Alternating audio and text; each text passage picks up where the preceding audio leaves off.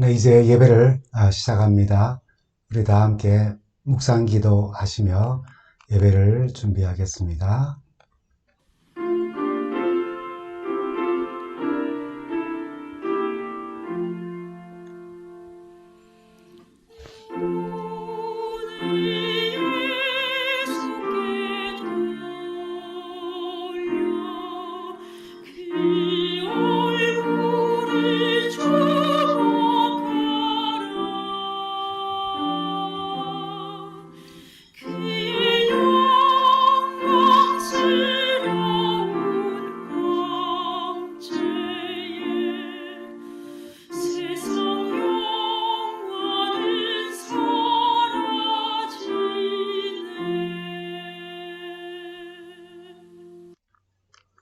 성도 여러분, 한 주간 잘 지내셨습니까?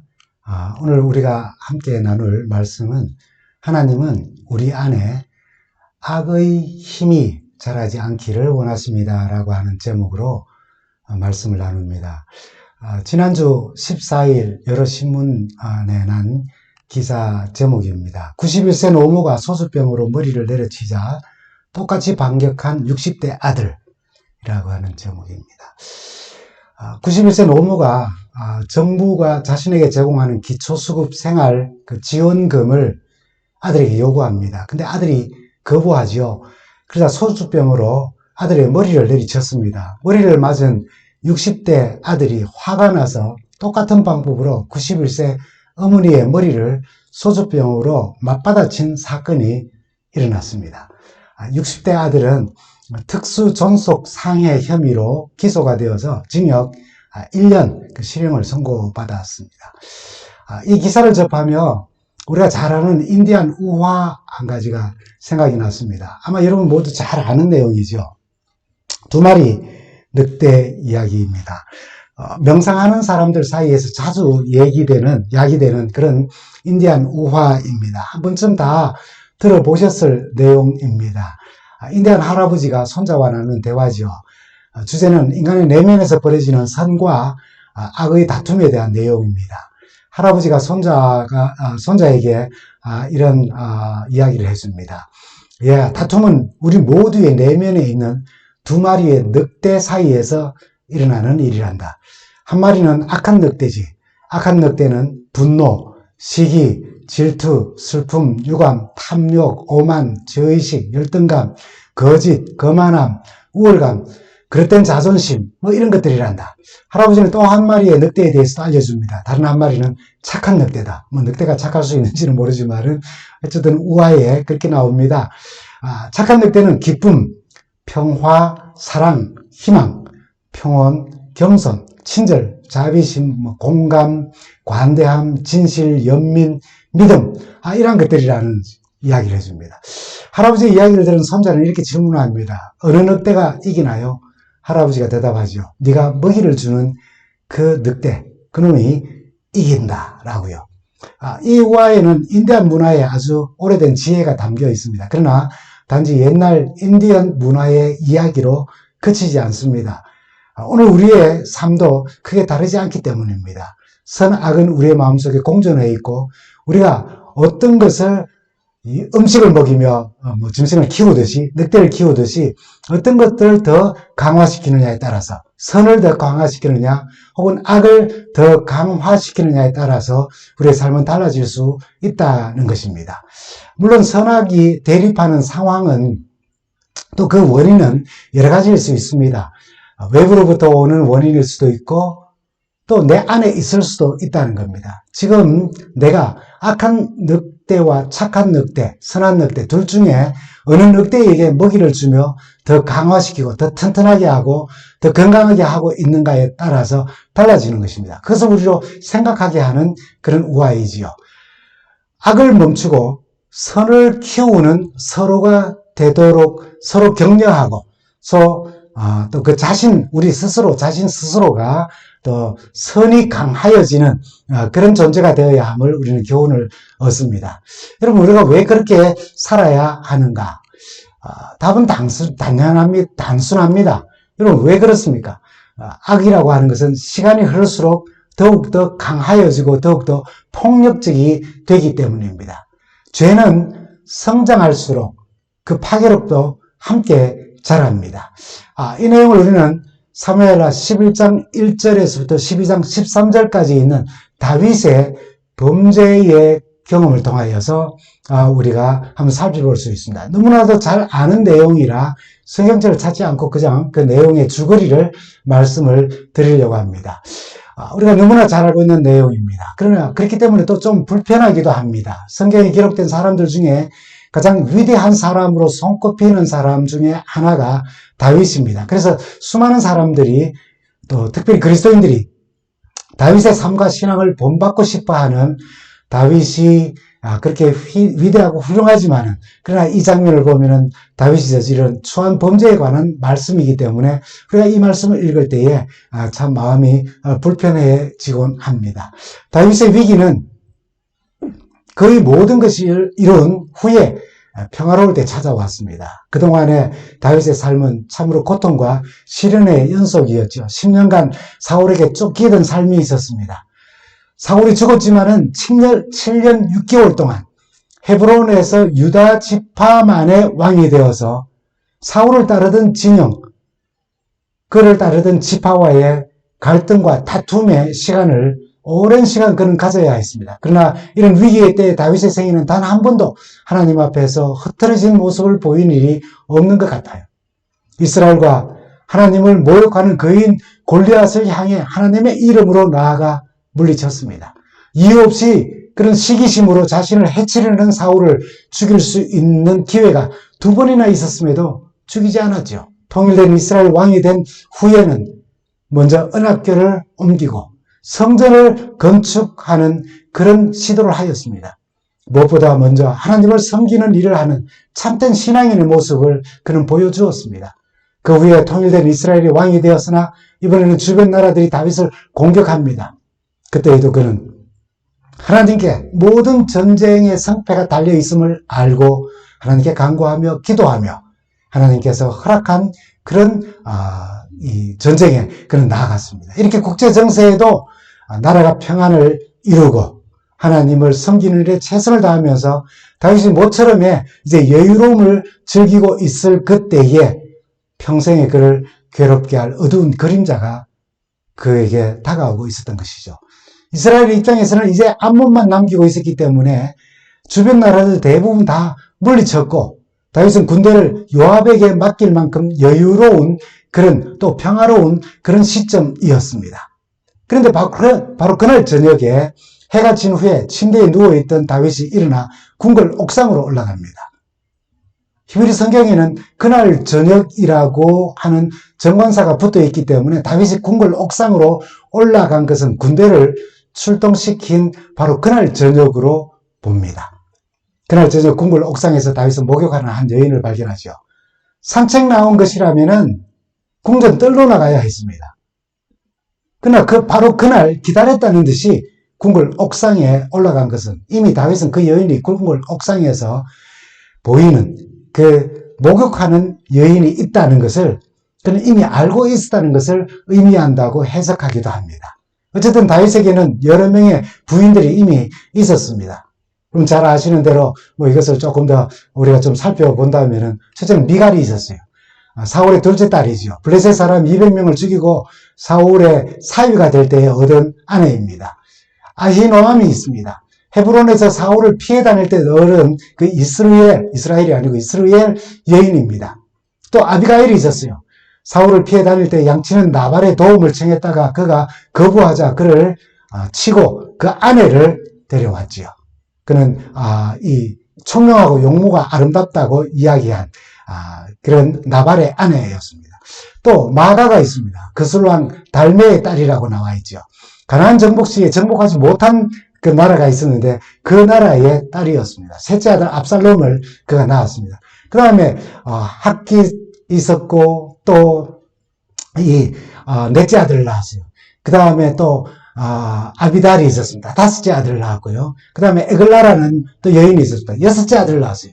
그리고 그 이후에는 아비사이라고 하는 수냄 여자로 말년에 복량을 위해서 얻은 아내라고 하는 그런 아내도 있었습니다. 그리고 역대상 3장 9절에 보면은 여러 첩들이 낳은 여러 아들과 누이들이 있었다고 그렇게 기록을 합니다. 이렇게 이미 여러 부인이 있었어요. 첩도 여러 명이 되었습니다. 그런 다윗이었지만 이 여인의 마음을 빼앗긴 다윗이 그 마음속에 악이 자라고 있었어요. 안목의 정욕의 자리에 악이 있었고 결국 사람을 보내어 그 사람을 불러들인 후 함께 동침하게 됩니다. 악은 여러분 그냥 두면 그냥 있는 게 아니라 자라납니다. 그리고 더 나아가 진보합니다. 다윗이 밧세바와 동침한 후에 그를 집으로 돌려보내죠. 그렇게 여인을 돌려보냄으로 그의 죄악은 끝이 난 줄 알았어요. 그러나 죄는 항상 결과를 남깁니다. 얼마 후 밧세바가 임신했다는 소식을 전해들은 다윗이 이 엄청난 사건을 그가 임신했다는 소식을 통하여 다시 한번 상기시키지만은 다윗의 죄악은 더 강해집니다. 감추기 위해서 대담하고 더 교묘해지는 모습을 봅니다. 밧세바가 임신했다고 하니까 다윗은 전쟁터에 나가 있던 밧세바의 남편 우리아를 소환하여서 그의 아내 밧세바와 함께 잠자리에 들도록 조치를 합니다. 그러나 다윗만큼 충신인 이 우리아가 끝내 집에서 아내와 함께 편안하게 함께 하기를 거부하니까 다윗은 그의 손에 전쟁에서 그를 죽게 하라는 편지를 들려서 요압 사령관에게 보냅니다. 다윗의 악은 살인이라고 하는 더 크고 강한 악으로 자라나는 것을 보게 됩니다. 요압은 전장의 최전방에 우리아를 배치하여서 암몬 사람의 화살에 맞아 죽게 합니다. 이때 우리아뿐 아니라 다윗의 선량한 군사들 몇 명이 함께 죽습니다. 이 사건과 그들이 무슨 상관이 있습니까? 이 사건조차도 모릅니다. 그러나 그는 다른 군사들과 함께 죽임을 당하도록 살인으로 나아가는 것입니다. 다윗은 왕으로서 자신의 죄를 감추기 위해 충신 우리아를 비롯해서 부하 몇 사람까지 함께 죽이는 것입니다. 그 일과는 정말 아무런 상관도 없는 그 일조차 어떤 일인지 알지도 못하는 그런 사람들까지도 함께 죽게 만들었어요. 악은 그냥 두지 않고 점점 더 강하게 자랍니다. 그렇게 다윗 안에 악이 점점 강하게 자라고 활동하는 동안 다윗은 어떤 삶을 살았을까요? 여러분, 악이 점점 강하게 자라고 활동하는 동안 다윗의 삶에 대하여서는 사무엘하 11장 27절, 11장의 마지막 절과 12장 1절, 첫 절 사이에 잘 나타나 있습니다. 먼저 사무엘하 11장 27절입니다. 장례를 마치며 다윗이 사람을 보내 그를 왕궁으로 데려오니 그가 그의 아내가 되어 그에게 아들을 낳으니라.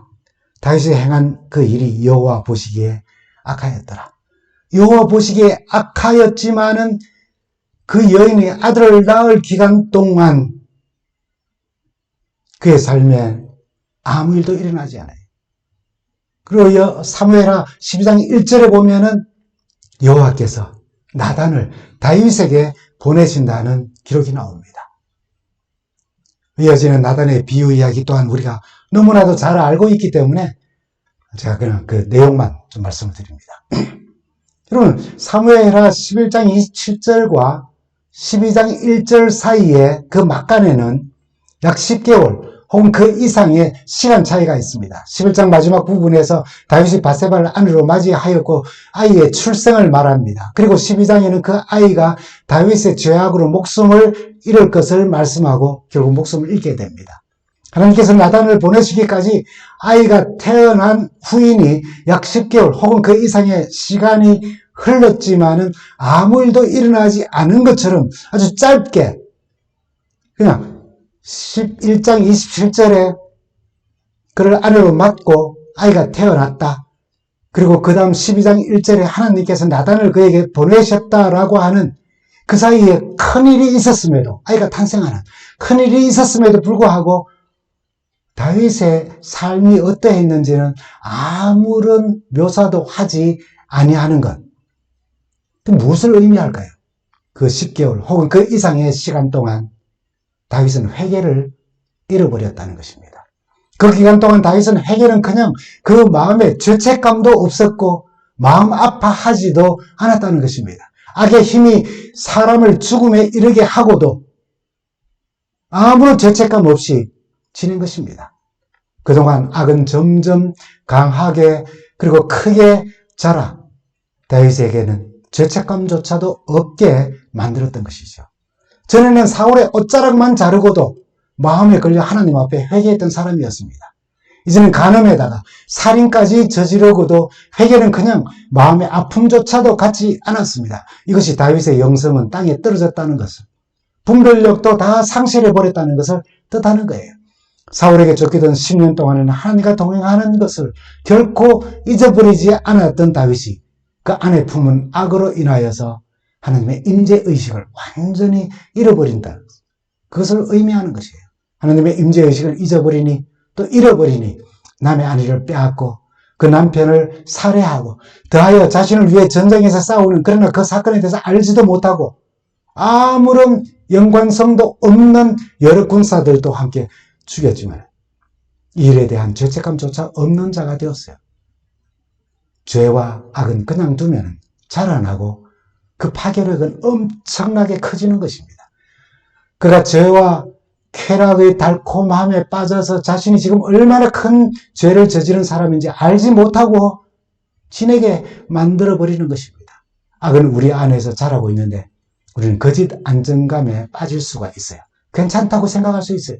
그게 바로 죄 혹은 악의 무서운 파괴력인 것입니다. 우리 영혼을 완전히 파괴시키는 거예요. 회개도 있고 하나님과 동행도 있고 하나님의 임재의식도 잃어버려서 하나님과 관계가 끊어진 상태였지만 전혀 불안감을 느끼지 않는 것입니다. 왕권은 여전히 강력하게 나타납니다. 예산이 하나님의 보호와 인도하심과 사랑을 받고 있다고 믿게 만드는 것입니다. 그렇게 생각하게 만드는 거예요. 하나님과의 관계가 끊어졌음에도 여전히 자기 자신이 가지고 있는 권세가 있어요. 자기 앞에 머리를 조아리는 사람이 여전히 있습니다. 이 사람을 죽이라는 명령에도 순종하는 사람들이 있을 만큼 권력의 힘에 그는 취하여서 악이 자신을 파괴하고 있다는 사실조차 모르고 하나님의 은혜를 구하지 않고 그는 만족하며 살고 있었던 것입니다. 그러는 동안 악은 그 안에서 성장하였어요. 점점 더 강해졌고 사람을 죽이면서도 마음 아파하지 않고 죄책감도 느끼지 않는 것입니다. 하나님과 동행하며 믿음이 좋은 다윗 같은 자도 이렇게 쉽게 교만과 거짓에 빠질 수가 있습니다.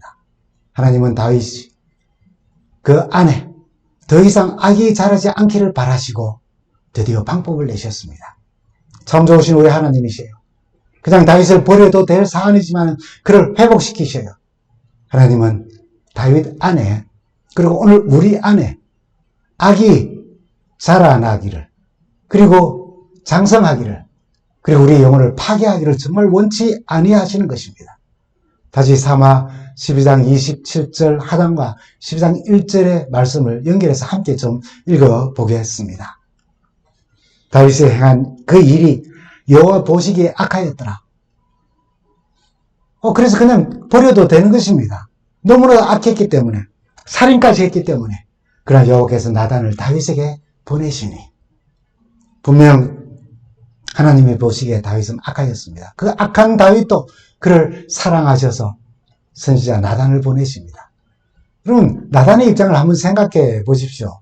자신의 죄를 덮기 위해 사람을 죽이고 양심의 가책도 느끼지 못하는 최고 권력자의 죄악을 드러내는 부름을 받았어요. 나단의 입장에서는 다윗에게 가는 것이 쉬웠겠습니까? 생각해 보십시오. 다윗이 하나님의 기별을 거부하고 왕의 권위로 네가 감히 왕에게 지적질을 한다고? 라고 하며 단칼에 그의 목을 베어버릴 수도 있는 상황이지 않습니까? 하나님은 그런 위험을 아시고도 다윗에게 나단을 보내셨고 나단은 놀랍게도 순종하며 목숨을 걸고 다윗에게로 나아갑니다. 아마 나단은 하나님의 명령을 받고 궁으로 들어가기 전까지 그것이 며칠의 여유가 있었는지 모르지만 여러 날 동안 아마 금식하며 기도했을 거예요. 하나님 가라시니까 갑니다. 그러나 하나님께서 왕의 마음을 너그럽게 하셔서 누그러뜨려 주셔서 제게 칼을 겨누지 않게 좀 해달라고 기도했을 것입니다. 다윗 왕을 만나기로 한 날 아침, 궁으로 그가 떠나기 전에 만약 아내와 아이들이 있었다면, 자녀들이 있었다면 어쩌면은 아침 예배를 드리고 다 모여있는 자리에서 아마 오늘 내가 집에 돌아오지 못할지도 모른다고 그렇게 이야기했을지도 몰라요. 때로는 이렇게 하나님의 말씀에 순종하며 하나님이 원하시는 일을 한다는 것은 굉장한 위험을 초래할 수도 있습니다. 뭐 이렇게 목숨까지 잃을 일은 아니라 할지라도 누군가에게 하나님의 뜻과 사역을 전함으로 미움을 받을 수도 있습니다. 그럼에도 불구하고 나단은 하나님의 보내심에 순종하여 다윗에로 갑니다. 다윗에게 나단이 갔다는 것이 간단히 나와 있지만은 사실 이것은 보통 일이 아니었던 거죠. 이처럼 하나님은 오늘도 우리의 잠든 영혼을 깨우기 위해 여러 방법으로 때론 죽음은 아닐지라도 미움을 사는 일을 당할지라도 누군가를 세워서 당신의 말씀과 뜻을 보냅니다. 이건 목사의 일이 아니에요. 목사만의 일이 아닙니다.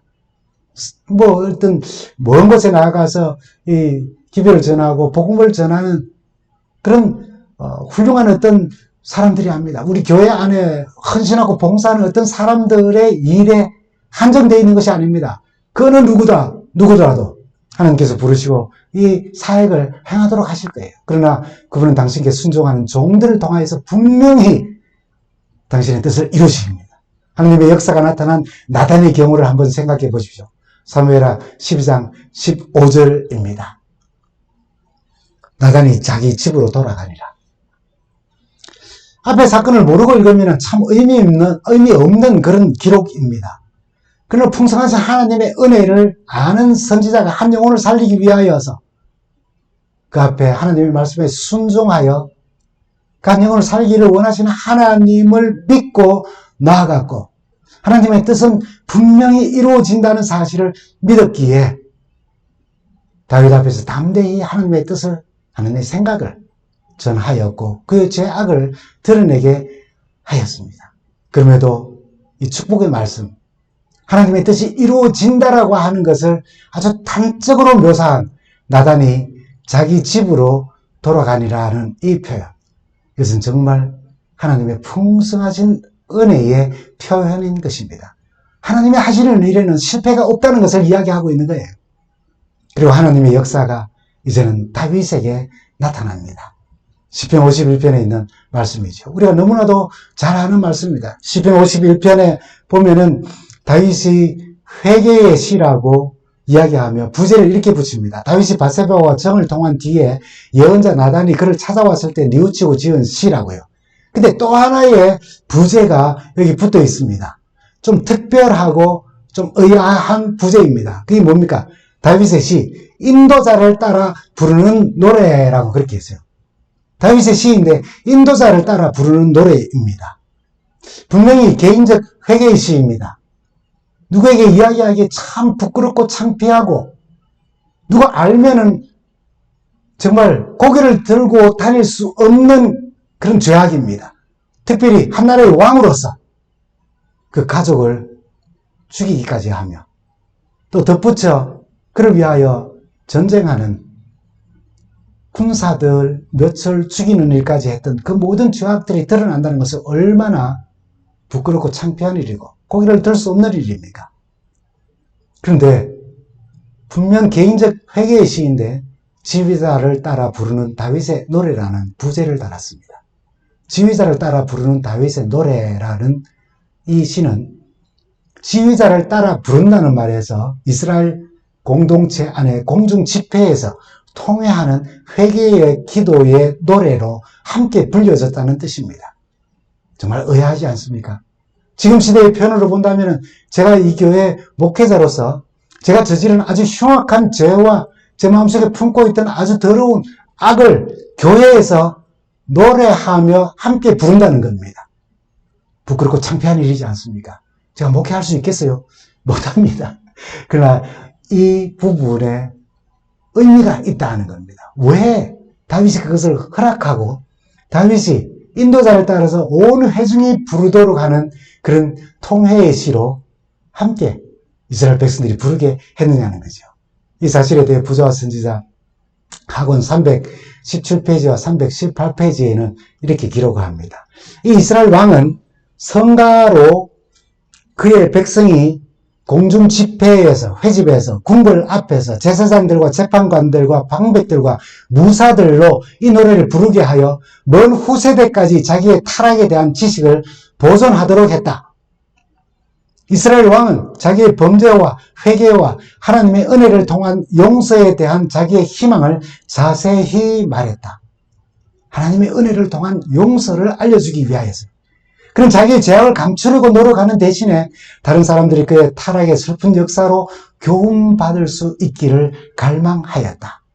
자신의 죄를 드러내면서 결국은 하나님의 은혜를 통한 용서에 대한 희망을 그의 백성들로 하여금 자세히 알기를 소망한 것입니다. 다윗의 위대함이 여기에 드러나는 것입니다. 그런 죄를 지었음에도 우리가 그를 여전히 우리의 삶의 신앙의 모델로 삼는 이유가 바로 여기에 있는 것입니다. 자신의 죄를 숨기던 모습에서 자신의 죄악을 다 드러내며 그 위에 그보다 더 크신 하나님의 은혜를 백성들이 보기를, 경험하기를, 깨닫기를 원한 것입니다. 여러분, 구약성서 전체를 통틀어서 다른 어떤 곳에 하나님의 풍성하신 사랑과 은혜로 용서하고 회복시키시고 그렇게 하나님의 권능을 나타내는 장면이 또 어디에 있겠습니까? 진정으로 회개한 죄인의 모습을 묘사한 모습이 또 다른 어떤 구절에서 우리가 발견할 수가 있겠습니까? 다윗은 결국 자신의 죄악이 용서되는 경험으로 하나님의 사랑과 은혜로 향하게 한 것입니다. 참 좋으신 우리 하나님. 다윗 안에 더 이상 악이 자라지 않기를 바라시고 나단을 보내신 것처럼 오늘 우리 안에 더 이상 악이 자라지 않기를 원하십니다. 우리에게 은혜 베푸시며 용서하시며 그 사랑과 은혜를 힘입어서 우리 스스로는 또한 우리 안에 악이 아닌 선이 더 잘 자라고 더 힘있게 되기를 원하셔서 하나님의 말씀의 양식을 우리로 먹이기를 원하시요. 혹 우리 공동체에 악이 자라는 것을 볼 때에 나단처럼 한 영혼의 회복을 위해서 미움을 받는 일이 있다 할지라도 애쓰는 자가 되며 우리가 누군가로부터 더 이상 우리 안에 악이 자라기를 원치 않는다는 하나님의 메시지를 전할 때에 그 하나님의 메시지를 우리가 전해드릴 때에 다윗처럼 성실하고 아주 깊은 회개로 하나님 앞에 용서를 구하며 참 좋으신 하나님의 용서와 회복과 받으심을 경험하며 우리의 삶이 주님 오시는 그날까지 우리 안에 선이 잘 자라서 그 선을 다른 사람들과 나누고 이 공동체에 함께 나누면서 다시 오신 우리 주님을 뵙는 우리 모두가 되기를 간절히 바랍니다.